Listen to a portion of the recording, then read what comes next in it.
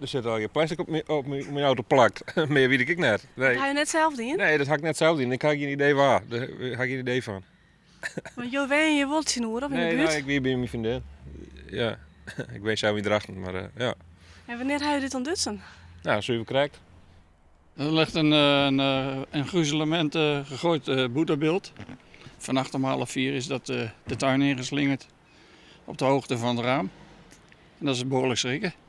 Het spoor van vernieling rint van het stationsplein naar de Jan van Skorrelstritten. De politie hoopt de dier dus op te sporen met hulp van de camera's die bij het station hingen. Al had de politie wel een vermoeden waar erachter zit te kennen. We hadden het idee dat je 2 jonge jongens achter zitten.